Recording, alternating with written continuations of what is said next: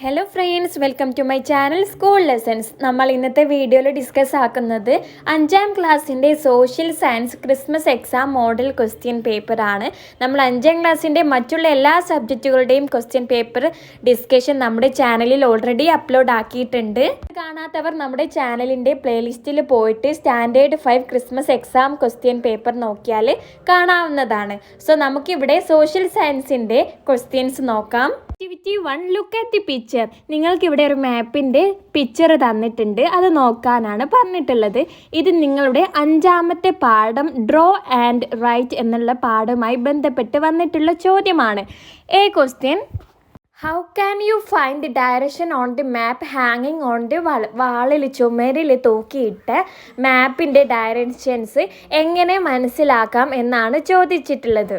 ഇങ്ങനെ വാളിൽ തൂക്കിയിട്ട മാപ്സിൻ്റെ മുകളിലായിട്ട് നിങ്ങൾക്കൊരു സൈന് കാണാം.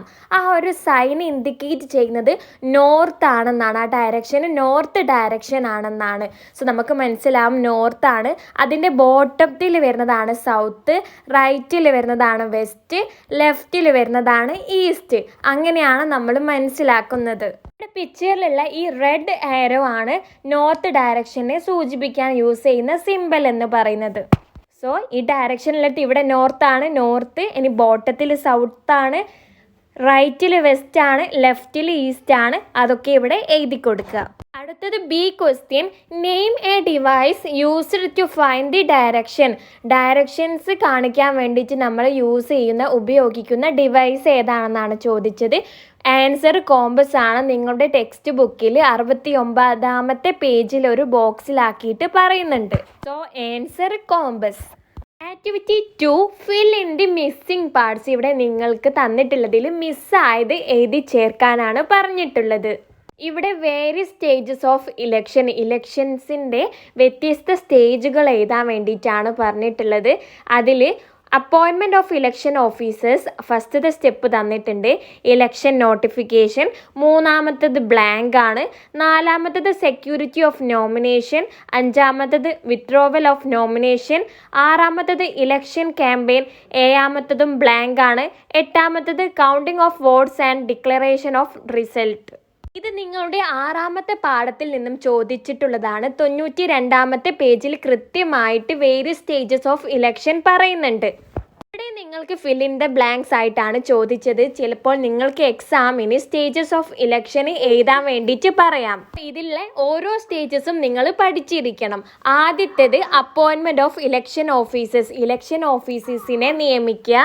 Election notification. 3ാമത്തത് സബ്മിഷൻ ഓഫ് നോമിനേഷൻ ആണ്. 4ാമത്തത് സെക്യൂരിറ്റി ഓഫ് നോമിനേഷൻ. നമുക്ക് 3ാമത്തത് തന്നിട്ടില്ലായിരുന്നു, അതവിടെ എഴുതി കൊടുക്കുക. ഇനി 5ാമത്തത് വിത്ഡ്രോവൽ ഓഫ് നോമിനേഷൻ. 6ാമത്തത് ഇലക്ഷൻ ക്യാമ്പയിൻ. 7ാമത്തത് തന്നിട്ടില്ലായിരുന്നു, അത് പോളിംഗ് ആണ്. 8ാമത്തത് counting of votes and declaration of result. ഇത് ഈ ഒരു ഓർഡറിൽ തന്നെ നിങ്ങൾ നിർബന്ധമായിട്ടും പഠിച്ചിരിക്കണം. ബി ക്വസ്റ്റ്യന്, functions of election. Right any 3 functions of election.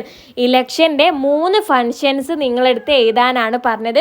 അതും ഈ 6ാമത്തെ പാഠത്തിൽ നിന്ന് തന്നെ ചോദിച്ചിട്ടുള്ളതാണ്. 92ാമത്തെ പേജിൽ ലാസ്റ്റിലേക്ക് പറയുന്നുണ്ട്. ഇവിടെ 5 ഫങ്ഷൻസ് ഓഫ് ഇലക്ഷൻസ് ആണ് പറയുന്നത്. ഈ 5 പോയിന്റും തന്നെ പഠിച്ചിരിക്കുക. ചിലപ്പോൾ നിങ്ങൾക്ക് ഫങ്ഷൻസ് ഓഫ് ഇലക്ഷൻസ് മാത്രമായിട്ടൊരു ക്വസ്റ്റ്യൻ ആയിട്ട് വരാം. സോ അപ്പോൾ നിങ്ങൾക്ക് 5 പോയിന്റ് എഴുതിയാലേ നിങ്ങൾക്ക് മാർക്ക് കിട്ടുള്ളൂ.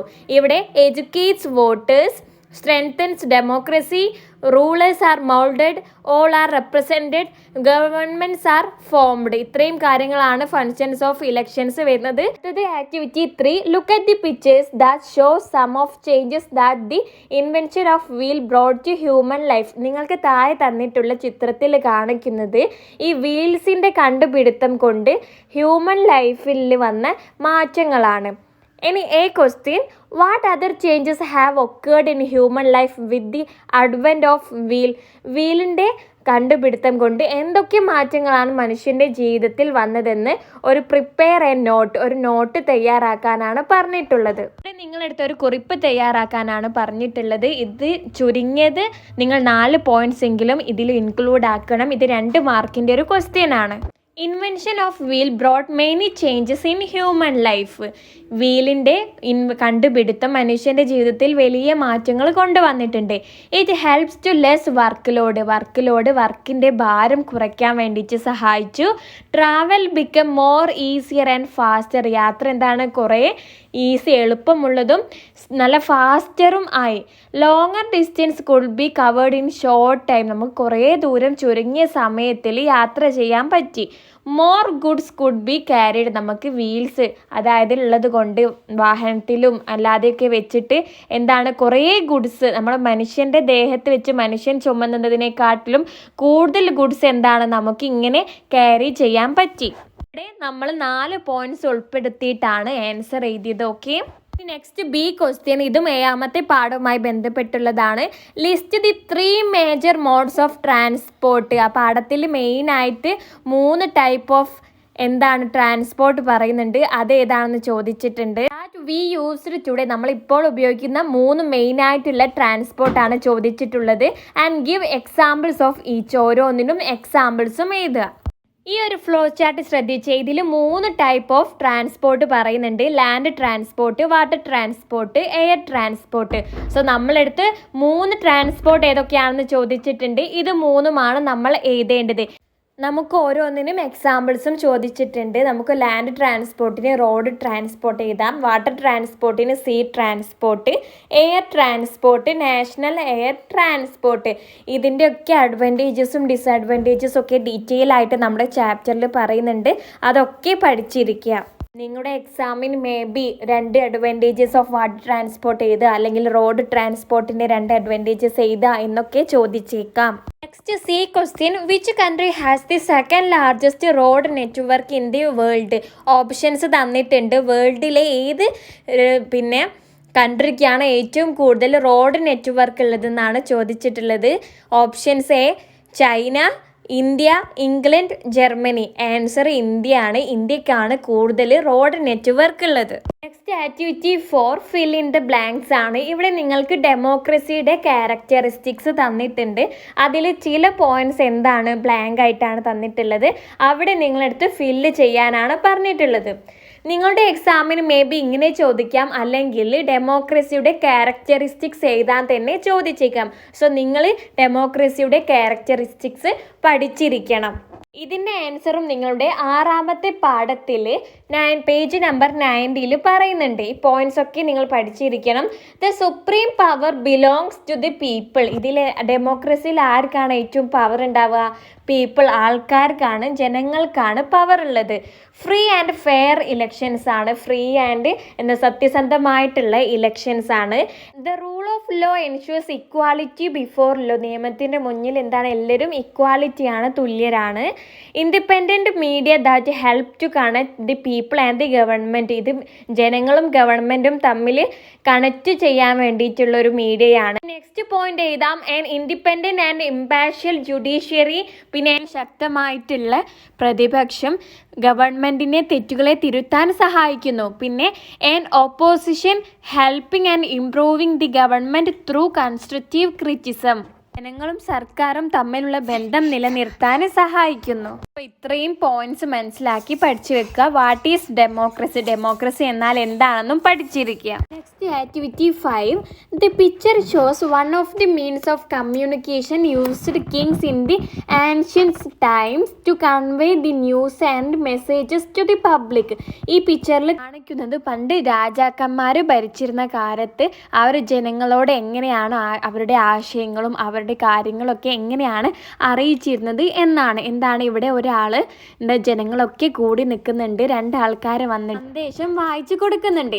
ഈ നമ്മുടെ question what are the methods used by early humans to communicate ideas? പണ്ടുള്ള ആൾക്കാർ ആശയവിനിമയം നടത്താൻ വേണ്ടിയിട്ട് എന്തൊക്കെ ഐഡിയാസ് ആണ് ഉപയോഗിച്ചിരുന്നത്? നമുക്ക് എഴുതാം ബോഡി ഫേഷ്യൽ എക്സ്പ്രഷൻസ്. പിന്നെ എന്താണ്? മുഖത്തുള്ള ഭാവങ്ങൾ വെച്ചിട്ടാണ് അവർ ആശയവിനിമയം നടത്തിയിരുന്നത്. പിന്നെ നമുക്ക് എഴുതാം ഫയർ ആൻഡ് സ്മോക്ക്. എന്താണ്? തീയും പുകയും ഒക്കെ വെച്ചിട്ട് അവർ ആശയവിനിമയം നടത്തിയിരുന്നു. പിന്നെ നമുക്ക് എഴുതാൻ പറ്റിയൊരു പോയിന്റാണ് സിംബൽസ്. ഇതൊക്കെ നിങ്ങളുടെ 7ാമത്തെ പാഠത്തിൽ നമ്മൾ ഡീറ്റെയിൽ ആയിട്ട് ചാപ്റ്റർ ഡിസ്കസ് ചെയ്തപ്പോൾ പറഞ്ഞതാണ്. ആ ചാപ്റ്ററിൻ്റെ വീഡിയോ വേണ്ടവർ നമ്മുടെ ചാനലിൻ്റെ പ്ലേലിസ്റ്റിൽ പോയിട്ട് സ്റ്റാൻഡേർഡ് 5 സോഷ്യൽ സയൻസ് നോക്കിയാൽ കാണാവുന്നതാണ്. B question the script developed by the Sumerians is known as. ഇവിടെ നിങ്ങൾക്ക് കുറച്ച് ഓപ്ഷൻസ് തന്നിട്ടുണ്ട്. നമ്മുടെ ആൻസർ വരുന്നത് ഓപ്ഷൻ ബി യൂണിഫോം ആണ്. C question what are the methods used to communicate news and messages in modern times. ഇപ്പോഴത്തെ സമയത്ത് modern ടൈംസിൽ നമ്മൾ ആശയവിനിമയം നടത്താൻ വേണ്ടിയിട്ട് എന്തൊക്കെ മെത്തേഡ്സ് ആണ് ഉപയോഗിക്കുന്നത് എന്നാണ് ചോദിച്ചത്. സിമ്പിൾ ആണല്ലേ. എന്തൊക്കെയാണ് നമ്മൾ ഉപയോഗിക്കുന്നത്? Phone, televisions, letter, news paper. പണ്ട് കാലത്ത് എങ്ങനെയാണ് കമ്മ്യൂണിക്കേഷൻ നടന്നിരുന്നത് എന്നും പഠിച്ചു വെക്കുക. ഇപ്പോൾ മോഡേൺ ടൈംസിൽ എങ്ങനെയാണെന്നും പഠിച്ചു വെക്കുക. Activity 6 observe the picture and find the answers to the questions given below. താഴെ നമുക്ക് കുറച്ച് ചോദ്യങ്ങൾ തന്നിട്ടുണ്ട്. ഈ ചിത്രം നിരീക്ഷിച്ച് ഉത്തരം എഴുതാനാണ് പറഞ്ഞിട്ടുള്ളത്. ഇവിടെ നമുക്ക് മാപ്പിൻ്റെ ചിത്രമാണല്ലേ തന്നിട്ടുള്ളത്.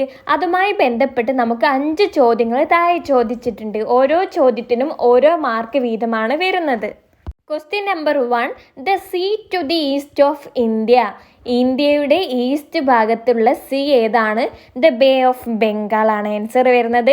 രണ്ടാമത്തെ question the sea to the west of India. ഇന്ത്യയുടെ വെസ്റ്റിലുള്ള സീ ആണ് ചോദിച്ചിട്ടുള്ളത്. അത് അറേബ്യൻ സീ ആണ്. അടുത്തത് മൂന്നാമത്തെ ചോദ്യം a neighbouring country to the south of India. ഇന്ത്യയുടെ സൗത്തിലുള്ള അടുത്ത കൺട്രി ഏതാണെന്നാണ് ചോദിച്ചത്. ആൻസർ ശ്രീലങ്കയാണ്. നാലാമത്തെ question the southernmost union territory of India. Answer മാഹിയാണ്. അഞ്ചാമത്തെ question in which part of India is Arunachal Pradesh located.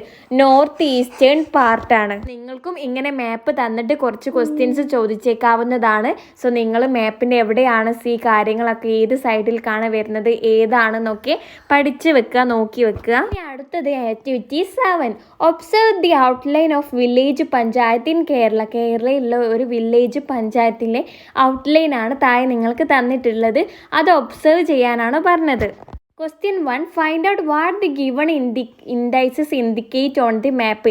ഈ ചിത്രത്തിൽ തന്നിട്ടുള്ള ഓരോന്നും എന്തിനെയാണ് സൂചിപ്പിക്കുന്നത് എന്നാണ് ചോദിച്ചത്. ഇത് നിങ്ങളുടെ 8ാമത്തെ പാഠവുമായി ബന്ധപ്പെട്ട ചോദ്യമാണ്. ഇതൊക്കെ എന്തിനെയാണ് സൂചിപ്പിക്കുന്നത് എന്നാണ് ചോദിച്ചത്. ഇതിൻ്റെ ഉത്തരം നിങ്ങളുടെ ടെക്സ്റ്റ് ബുക്കിൽ 134ാമത്തെ പേജിൽ തന്നിട്ടുണ്ട്. ഇങ്ങനെ കട്ടായിട്ടുള്ള ലൈൻസ് ആണെങ്കിൽ അത് ഡിസ്ട്രിക്ട് ബൗണ്ടറി ആണ്. രണ്ടാമത്തേത് പഞ്ചായത്ത് ബൗണ്ടറി ആണ്. ഇനി റെയിൽവേ ലൈന്, റിവർ, ഇതിൻ്റെ ഒക്കെ ഓരോന്നിൻ്റെയും സിമ്പിൾ നിങ്ങൾ പഠിച്ചിരിക്കുക. ഇനി B question which major mode of transport runs parallel to the Bharathapuzha river. ഇത് നിങ്ങളുടെ സൂം ചെയ്ത ക്വസ്റ്റ്യൻ പേപ്പറിൻ്റെ ചിത്രമാണ്. ഇവിടെ ഭാരതപ്പുഴ കണ്ടില്ലേ, അതിന് പാരലായിട്ട് പോകുന്ന മോഡ് ഓഫ് ട്രാൻസ്പോർട്ട് ഏതാണെന്നാണ്. അത് ഏതിൻ്റെ സിമ്പിളാണ്? റെയിൽവേ ആണ്. Answer railway. ഇനി last C question list 2 geographical features of your own village. നമ്മുടെ വില്ലേജിൻ്റെ ജിയോഗ്രഫിക്കൽ ഫീച്ചേഴ്സ് 2 എഴുതാനാണ് പറഞ്ഞത്. ജിയോഗ്രഫിക്കൽ ഫീച്ചേഴ്സ് എന്ന് പറഞ്ഞാൽ നമ്മുടെ ഏരിയയിലെ നാച്ചുറൽ പാർട്ടുകൾ, നാച്ചുറലായിട്ടുള്ള കാര്യങ്ങളൊക്കെ എവിടെയാണെന്നൊക്കെ പറയുന്നതിനാണ് ജിയോഗ്രഫിക്കൽ ഫീച്ചേഴ്സ് എന്ന് പറയുന്നത്. സോ നമ്മുടെ വില്ലേജിൻ്റെ ജിയോഗ്രഫിക്കൽ ഫീച്ചർ എഴുതാനാണ് പറഞ്ഞത്. നമുക്ക് എന്ത് എഴുതാം? വില്ലേജിൽ കൂടെ ഒരു റിവർ ഒഴുകുന്നു എന്ന് എഴുതാം. നമ്മുടെ അടുത്ത് പാഡി ഫീൽഡ് വയലുകൾ ഉണ്ടെന്ന് എഴുതാം. സോ ആ പോയിൻറ്റ്സ് ഒക്കെ നമുക്ക് എഴുതി ചേർക്കാവുന്നതാണ്. അങ്ങനത്തെ നാച്ചുറലുമായി ബന്ധപ്പെട്ടുള്ള കാര്യങ്ങൾ നമ്മളെ വില്ലേജിൽ എവിടെയാണെന്ന് പറയുന്നതിനാണ് ജിയോഗ്രഫിക്കൽ ഫീച്ചേഴ്സ് ഉദ്ദേശിക്കുന്നത്. ഞാൻ എൻ്റെ വില്ലേജിൻ്റെ ജിയോഗ്രഫിക്കൽ ഫീച്ചേഴ്സ് ആയിട്ട് എഴുതിയിട്ടുള്ളത് a river flows through the village. വില്ലേജിൽ കൂടെ ഒരു റിവർ ഫ്ലോ ചെയ്യുന്നുണ്ട്. Surrounded by paddy fields and small hills. ചെറിയ വില്ലേജിൻ്റെ അടുത്തായിട്ട് പാഡി ഫീൽഡ്സും ചെറിയ കുന്നുകളും ഉണ്ട്. ഓക്കെ ഫ്രണ്ട്സ്, ഇത്രയും ക്വസ്റ്റ്യൻസ് ആണ് നമുക്ക് ഈ ഒരു ക്വസ്റ്റ്യൻ പേപ്പറിൽ വരുന്നത്. 5ാം ക്ലാസ്സിൻ്റെ മറ്റുള്ള എല്ലാ സബ്ജക്റ്റിൻ്റെ വീഡിയോ നമ്മുടെ ചാനലിൽ അപ്ലോഡ് ചെയ്തിട്ടുണ്ട്. സോ അതൊക്കെ നിങ്ങൾക്ക് പ്ലേലിസ്റ്റിൽ പോയാൽ കാണാവുന്നതാണ്. നെക്സ്റ്റ് ഏത് സബ്ജക്റ്റ് റിലേറ്റഡ് ആയിട്ടുള്ള വീഡിയോസ് ആണ് വേണ്ടതെന്ന് നിങ്ങൾ കമൻ്റായിട്ട് അറിയിക്കുക. നിങ്ങൾക്ക് ഈ വീഡിയോ ഇഷ്ടമായാൽ, യൂസ്ഫുൾ ആയാൽ നിങ്ങൾ ഇപ്പോൾ തന്നെ ലൈക്ക് ചെയ്യുക. നമ്മുടെ ചാനൽ ഇതുവരെ സബ്സ്ക്രൈബ് ആക്കാതെയാണ് നിങ്ങൾ കാണുന്നതെങ്കിൽ ഇപ്പോൾ തന്നെ സബ്സ്ക്രൈബ് ആക്കി സപ്പോർട്ട് ആക്കുക. So that's all. Thank you friends.